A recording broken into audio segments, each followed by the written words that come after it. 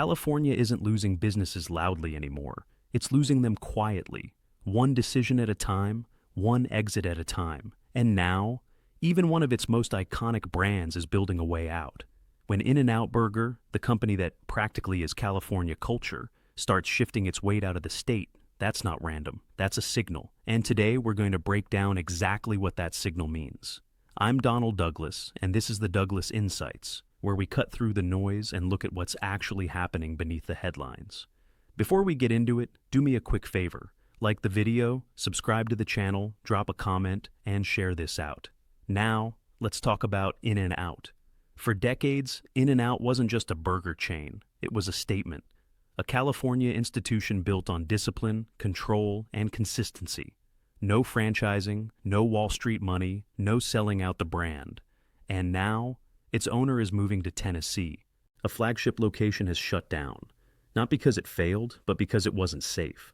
And a brand new corporate hub is being built far from the state that made In-N-Out famous. This isn't about burgers, it's about pressure, risk, and why California's economic foundation is starting to look far less stable than officials want to admit. Let's start with Lynsi Snyder, the owner and heir of In-N-Out. When she announced that she was relocating her family to Tennessee, she didn't use political buzzwords, she didn't grandstand. She said something much more revealing. California has great things, but raising a family there isn't easy. Doing business there isn't easy. That matters, because In-N-Out isn't a normal company. This is a brand that refused the standard American growth model. It didn't franchise. It didn't go public.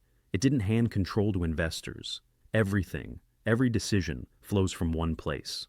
So, when the person at the center of that control starts moving her life out of California, that's not just personal. That's strategic. Because if a company famous for staying rooted is hedging its future, you have to ask why. In-N-Out began in Baldwin Park, California, back in 1948.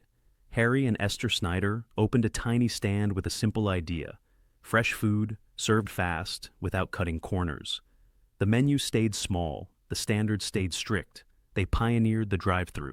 They built a culture around discipline instead of hype, and that culture worked.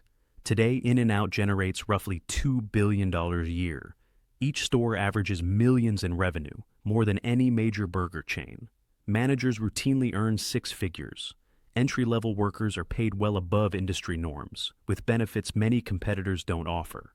This is not a struggling company, but even the strongest model can be squeezed by its environment, when the cost of living rises faster than wages, when crime makes daily operations unpredictable, when regulations become so complex that planning past the next quarter feels risky.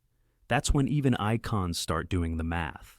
That math became impossible to ignore in Oakland. In March, In-N-Out permanently shut down its Oakland location, not because it wasn't profitable, but because it wasn't safe.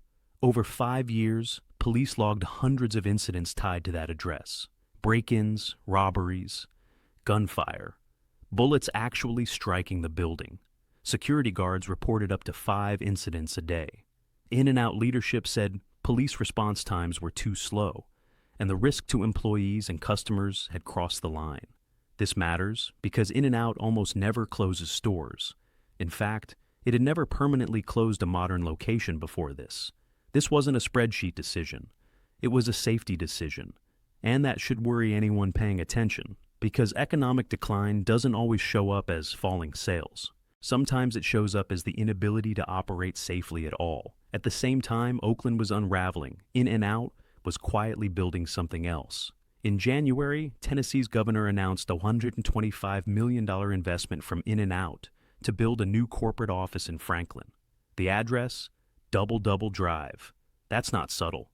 That's infrastructure. Hundreds of high-paying corporate jobs. A long-term operational hub. And meanwhile, the company is planning to phase out its Irvine office by the end of the decade. That means relocation, or uncertainty, for employees. And for California, it means something much bigger. One of its most disciplined, loyal brands is building a contingency plan. Not because it hates California, but because it no longer trusts California as its only anchor. Zoom out, and this pattern repeats. California's energy sector is shrinking as refineries shut down under regulatory pressure. fuel costs remain far above the national average. Transportation costs rise, margins shrink. The Hoover Institution has tracked hundreds of corporate relocations out of California over the past decade. Sometimes companies leave entirely. Sometimes they keep offices, but move leadership, planning, and future growth elsewhere. That's how influence leaves before jobs do. And that's why the in and out story matters so much. This isn't a loud exit. It's a quiet redistribution of the future. New headquarters, new logistics, new corporate gravity moving east. Officials insist nothing is changing. In and Out says it's not abandoning California, and technically that's true, for now, but the numbers tell a different story. Tennessee is gaining new stores, a major office complex, and hundreds of high-salary jobs. California is losing a flagship location, facing an office closure, and watching one of its proudest symbols hedge its bets. This isn't a collapse by announcement, it's unraveling by calculation. And if California can't hold its icons, the real question becomes, how does it hold the next generation of businesses?